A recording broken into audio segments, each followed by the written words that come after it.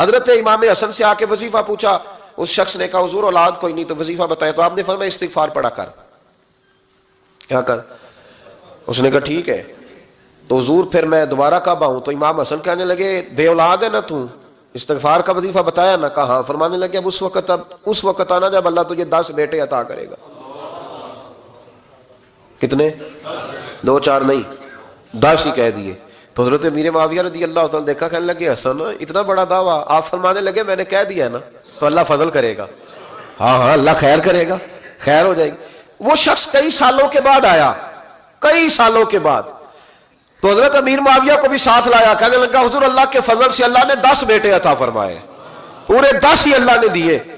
تو حضرت امیر معاویہ کہنے لگے جناب بات تو آپ کی سچی ہو گئی، پر مجھے بھی بتائیں یہ وظیفہ کہاں سے لیا؟ فرمانے لگے قرآن پاک سے، سورہ نوح کی 10 11 12 آیت پڑھو۔ اللہ فرماتے ہیں تم استغفار پڑھو، میں تمہاری بیٹوں سے بھی مدد کروں گا، مالوں سے بھی مدد کروں گا۔ تو میں نے استغفار بتائی تھی اور قرآن میرے اللہ کا ہے، رب کا وعدہ جھوٹا ہو سکتا؟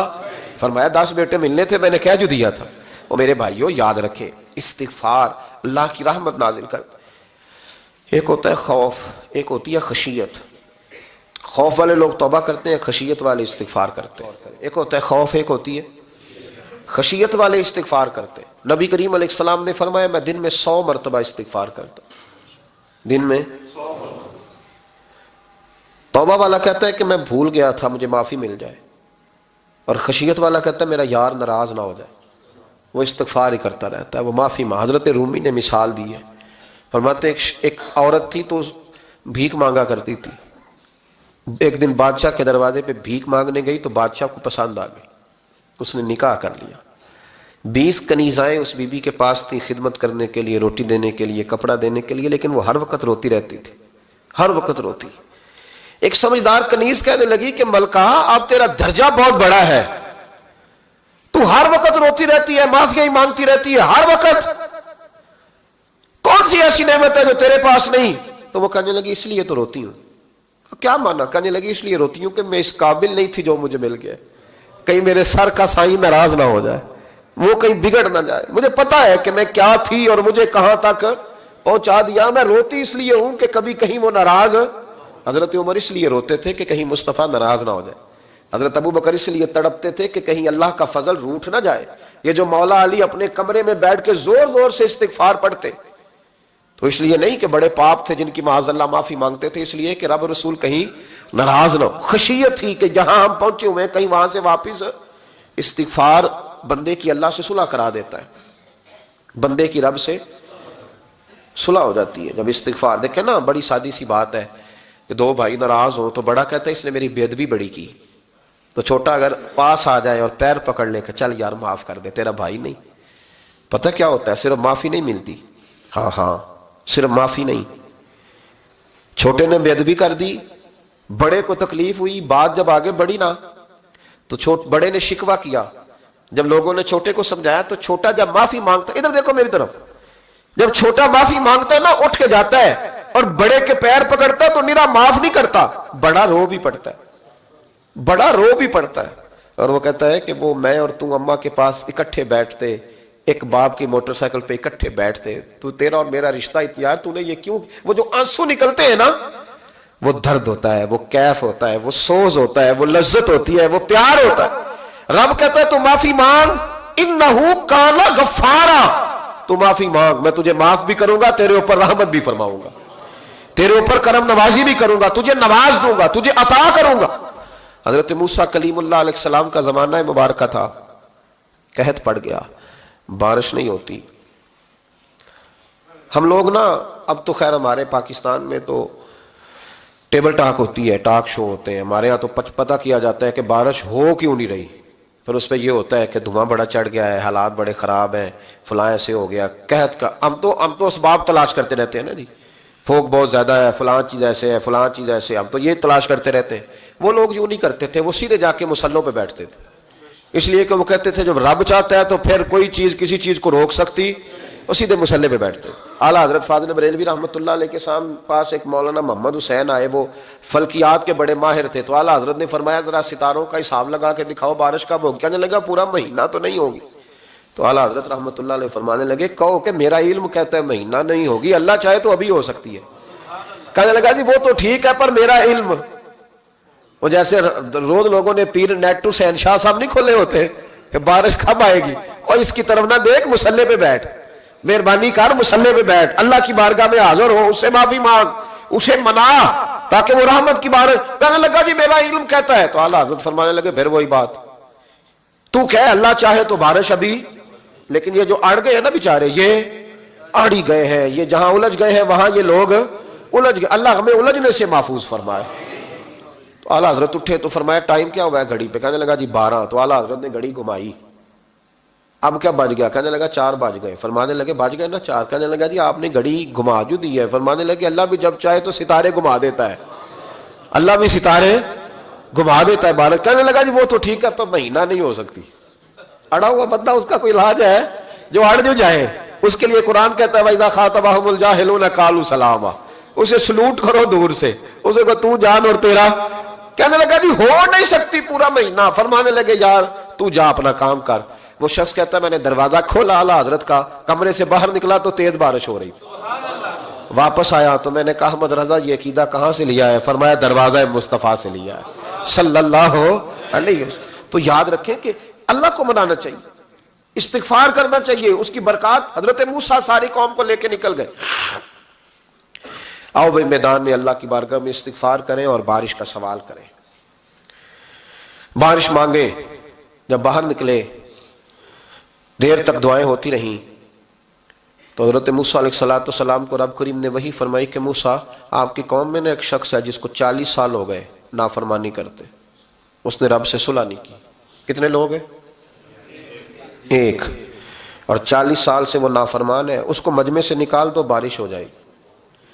اگر ایک گناہگار کی وجہ سے بارش رک جاتی ہے، اور جہاں دروازے کھلے ہوئے ہوں، جہاں تنہائیاں خوفناک ہوں، اور جہاں تباہی اتری ہوئی ہو، اور جہاں لوگ کروڑوں روپیہ مال ہڑپ کر گئے ہوں، اور جہاں علماء کو ہتھ کڑیاں لگا کے ٹھنڈی زمینوں پہ لٹا دیا جائے اور قوم کہہ رہی ہو اچھا ہوا اچھا ہوا، اور لوگ پھبتیاں اڑا رہے ہوں، مذاق کر رہے ہوں، تو پھر اس قوم پہ کس طرح کر کے فضل الہی۔ اور یہ مولوی کا معاملہ نہیں، یہ تو ممبر رسول کا معاملہ ہے۔ میرے مصطفیٰ نے یہ نہیں کہا پیر میرا وارث ہے، حضور نے فرمایا عالم میرے دین کے وارث ہے۔ ہاں حضور نے فرمایا جس نے عالم کے چہرے کا دیدار کیا سمجھے میں نے اپنے نبی کی زیارت کی ہے۔ لیکن یہاں تو خیر یہ عنوان نہیں، ورنہ میں اس پر جاتا ہے۔ تو کہا ایک بندہ ہے 40 سال سے اللہ کی نافرمانی کر رہا ہے، وہ اگر نکل جائے تو بارش ہو جائے گی۔ حضرت موسیٰ نے اعلان کر دیا بھی ایک شخص ہے، وہ اگر نکل جائے تو بارش ہو جائے گی۔ پتہ تو ہوتا ہے نا سب کو، مجھے بھی پتہ ہے کہ میں اندر سے کیسا ہوں، اور آپ کو بھی خبر تو ہوتی ہے نا جی۔ جب بات ہو رہی ہوتی ہے تو پھر پتہ تو چلتا ہے نا کہ بات کہاں جا کے سیٹ ہو رہی ہے، پتہ چلتا ہے نا۔ اسے بھی چل گیا پتہ، اب اندر ہی اندر رونے لگا۔ اور دیکھو امام رازی اور امام غزالی دونوں نے لکھا ہے کہ اس درد سے رویا، اس درد سے کہ ادھر والے کو بھی پتہ نہ چل جائے، مجمع کے اندر کھڑا ہے اور ادھر والے کو بھی استغفار، دیکھو ادھر والے کو بھی پتہ نہ چل جائے اور ادھر والے کو بھی کہیں ہجوم میں غم میں بھی توہین ضبط غم نہ ہوئی، ہم اس احتیاط سے روئے کہ آنکھ نم نہ ہوئی۔ ہجوم میں غم میں بھی توہین ضبط غم نہ ہوئی، ہم اس احتیاط سے روئے کہ آنکھ نم نہ ہوئی، روئے بھی پر کسی کو آنسو نہیں دیکھنے دیے۔ اب اس درد سے کہتا ہے اللہ تو معاف کرنے والا ہے نا، تو معاف کرتا ہے، پردہ پوشی کرتا ہے، اور مالک اگر لوگوں کو پتہ چل گیا تو میرے تو بچوں کا بھی جینا حرام کر دے گا، یا اللہ میری تو آنے والی نسل بھی تڑپ کے وقت گزارے گی۔ مالک تو معاف کر دیا کرتا ہے، لوگ نہیں معاف کرتے، اے اللہ یہ میری خوبیاں بھول جائیں گے، میری خامیوں پر بات، مالک میں یہ ذلت نہیں برداشت کر سکتا، فضل فرما۔ حضرت موسیٰ نے دوبارہ اعلان کیا نکلتے ہو کہ نہیں نکلتے؟ پھر تڑپا خدا بندہ مجھے بے آبرو نہ کر، یہ ذلت اور رسوائیاں یہ نہیں برداشت ہوتی، اللہ درگزر۔ حضرت موسیٰ نے تیسرا اعلان کیا نکلتا ہے یا میں پھر اس کا نام لوں، اللہ سے پوچھ کے نام لوں اس کا، بتاؤ کون ہے؟ اب تو تڑپ گیا، کہنے لگا مالک میں تیری بارگاہ میں استغفار کرتا ہوں، آئندہ نہیں کرتا، آئندہ نہیں کرتا۔ یہ لفظ ادا کیے، بندہ کوئی بھی نہیں نکلا، رب کریم نے بارش عطا کر دی، تیز بارش جب برسی نا، تیز بارش، لوگ تو مین دیکھ کے دوڑ گئے۔ تو حضرت موسیٰ کہنے لگا یا اللہ مجھے بھی تو بتا، تو نے کہا تھا کہ جب تک بندہ نہیں نکلتا بارش نہیں ہوگی، تو نکلا کوئی بھی نہیں، بارش ہو گئی، ماجرا کیا ہے؟ تو رب کریم نے فرمایا موسیٰ بس اس نے مجھ سے صلح کر لی، اس نے مجھ سے صلح کر لی. اور امام غزالی نے لفظ لکھے, حضرت موسیٰ نے پوچھا, حالانکہ اللہ اپنے نبیوں کو غیب کے خزانے دیتا ہے, پوچھا کہ اے اللہ مجھے اس کا نام بتا دے. تو رب کریم نے فرمایا موسیٰ جب گناہ گار تھا تب نہیں کسی کو بتایا, جب پاپی تھا تب نہیں بتایا, جب مجرم تھا تب نہیں بتایا, اب کیسے بتا دوں؟ فرمایا اس کی میری صلح ہو گئی ہے. اور فرمایا جو بارش نہیں نہ ہو رہی تھی وہ بھی اس کی وجہ سے نہیں ہو رہی تھی, اب جو ہوئی ہے نا تو یہ بھی اسی کی وجہ سے ہوئی ہے. یہ بارش اب جو ہوئی ہے تو یہ بھی یہ اس گناہگار کے سبب سے. اپنی راتیں اللہ کے ساتھ گزارے, مصلی پہ بیٹھے. میرے صاحب رحمۃ اللہ علیہ سے جب کو کہتا نا کہ بڑا پریشان ہوں تو کچھ بتائیں, تو فرماتے آج رات مصلی پہ بیٹھ کے اپنے رب سے بات کرنا, میں بھی بات کروں گا. بندوں کو دکھ بتانے سے عزت میں کمی آتی ہے, اور اگر اللہ کو بندہ اپنے دکھ بتائے تو اللہ عزتیں بڑھا دیتا ہے. ترمذی شریف کی حدیث ہے, نبی پاک علیہ السلام نے فرمایا اگر تو دنیا داروں کو دکھ بتائے گا تو اللہ تجھے غنی نہیں کرے گا, اور اگر تو اپنے رب کو بتائے گا تو اللہ بڑی جلدی تجھے دنیا سے بے نیاز کر دے گا. تجھے لوگوں کی ضرورت نہیں رہے گی. استغفار کریں, کثرت سے کریں, ذوق سے کریں, مصلی آباد رکھیں. ہر شے دیکھو نا, جس طرح کھانے کی میز آباد رہتی ہے, بستر آباد رہتا ہے, ہمارے دیگر معاملات, اگر مصلی نہ آباد رہے تو روح بے چین رہتی ہے, طبیعت بے قرار رہتی ہے. انسان میں نے دیکھا ہے بڑے بڑے سمجھدار لوگ پاگلوں جیسی زندگی گزار رہے ہیں, بولتے جا رہے ہیں, بولتے جا رہے ہیں, بولتے جا رہے ہیں, ایسے کسی کو کوئی خبر کہ 6 فون اٹھائے ہوئے ہیں, ایسے جیسے ڈسٹرب ہو گئے مینٹلی طور پر. وجہ کیا ہے کہ ان سے جان نہیں چھڑاتے. کبھی سارے موبائل بند کر کے نا, سارے بچے ہر چیز سائڈ پہ کر کے مصلی پہ بھی آنا چاہیے. اور مالک تو بڑا ہی کریم ہے, اللہ تو بڑے کنز المال کی حدیث سنا کے بعد سمیٹتا ہوں. نبی پاک صلی اللہ تعالی وسلم فرماتے ایک شخص تھا بنی اسرائیل میں, بڑا مالدار تھا, تو پھر اس پہ غربت آ گئی. جب غربت آئی تو رو پڑا, کہنے لگا اے اللہ میں غریب ہو گیا ہوں, میری مدد فرما, میں نے بڑی نافرمانی کی ہے تیری. مالدار جب تھا تو بڑی موج یا اللہ میں نے بڑی اب نہیں کروں گا, مجھے اس غربت سے نکال. تو اللہ نے فرشتوں سے کہا کہ دے دو جو مانگتا ہے. تو فرشتے کہنے لگے یا اللہ یہ توبہ کر کے نہیں آیا, ڈر کے نہیں آیا, یہ تو الجھ گیا تب آیا ہے. یہ تجھ سے ڈر کے ہوتا ہے نا ایسے کہ لوگ اللہ سے نہیں ڈرتے جتنا غربتوں سے معاذ اللہ ڈرتے ہیں. یا اللہ یہ تو وہ الجھ گیا تب آیا. تو اللہ نے فرمایا پتہ مجھے بھی ہے, لیکن آ تو گیا ہے نا, چلو دے دو. تو کہا یا اللہ اگر دے دیا تو دوبارہ نہیں آئے گا. فرمایا اس کا بھی مجھے پتا ہے, تم دے دو. اسے دے دیا. جب دولت مل گئی نا تو کہنے لگا اوہو وہ تو میں نے اس طریقہ سے استعمال کیا اس لیے کامیاب ہو گیا. پھر کچھ وقت گزرا تو پھر الجھ گیا, پھر قرضے چڑھ گئے, پھر سارے علاج کہنے لگا یا اللہ اب نہیں کرتا, اب معاف کر دے. 70 دفعہ توبہ کی اور 70 دفعہ توڑی. حبیب کریم فرماتے ایک دن بستر پہ تھا, آسانی تھی, 70 دفعہ فرشتوں نے کہا یا اللہ یہ جھوٹا ہے, جھوٹ بولتا ہے, یہ تو غربت ہے, یہ تو تیری بارگاہ میں آیا ورنہ کبھی نہ آتا, بیمار ہوا ہے تو آیا, اس کا تو بچہ بیمار ہوا ہے تو آیا ورنہ کبھی نہ آتا. 70 دفعہ توبہ توڑی. ایک دن رات کو بستر پہ لیٹا تھا, دولتیں بھی تھی, آسانیاں بھی تھی, دل میں خیال آیا میں کتنا جھوٹا ہوں, جب الجھ جاتا ہوں تو اس کے دروازے پہ جاتا ہوں اور وہ کتنا کریم ہے, مجھے خالی نہیں لوٹاتا.